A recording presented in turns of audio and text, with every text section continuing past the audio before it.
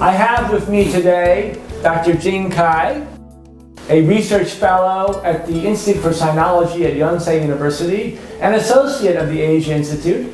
Welcome, Dr. Jing Kai. Thank you.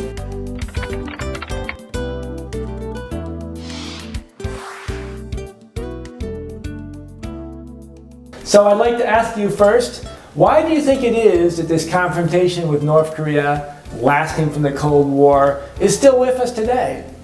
Well, I think the reason is obvious. This is a game and test will not only, the substantial nuclear threats from North Korea and the so-called imperialist invasion from the U.S. and South Korea. This is a game of will. Right. So what do you think, in a long-term resolution to this problem, this crisis, what do you think needs to be done? What are the conditions for a true resolution? There can hardly be any true resolution to solve this problem easily.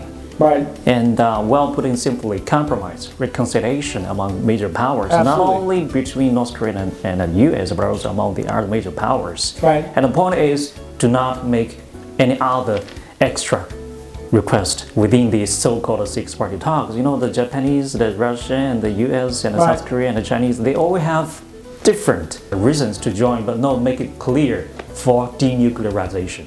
And but the point is, it is approaching very quickly, so we have to do something right now. When you say a critical point, you mean a serious sort of conflict between the United States and North Korea in general? Right. Well, that's an excellent point.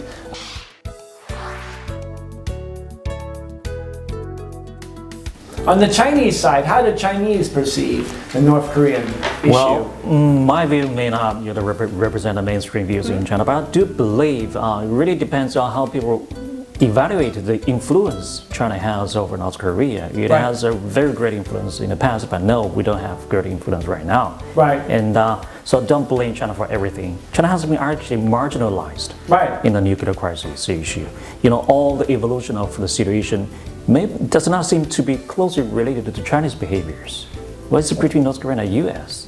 Absolutely, at multiple levels. Yeah. Had a chance to read a little bit of the American media and talk with American experts. How do you think Americans are perceiving the North Korea issue? Basically, the U.S. has a very realistic view on North Korea. Right. So about not only on its nuclear program, but also on the regime. Right.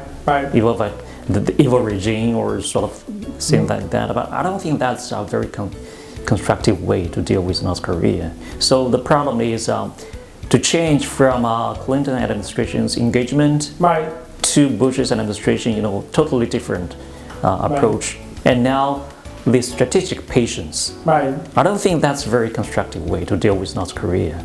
Absolutely. Patience, keep silence. Now that's not good.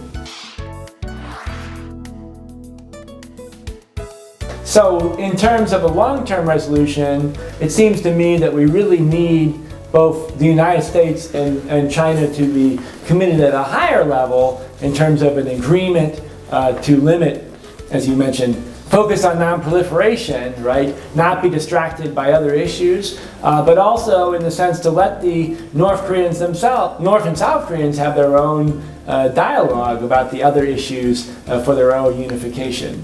Yes. Well, I think there are two very fundamentally important issues in the whole issue. One is denuclearization. The second is peace. And well, I think maybe the second one is more a critical issue because all the origin of this kind of nuclear issue has originated from the conflicts between North Korea and the U.S. regarding the peace and security. Very true. In a sense, if you're moving towards peace, then the fact that you have nuclear weapons is not such a threatening fact. You can have nuclear weapons and just have them sit there. But if you're not moving towards peace, then every action becomes potentially threatening. Yes. Well, thank you very much for joining us today. Thank you. And we look forward to meeting everybody again soon to talk about other critical issues in Northeast Asia.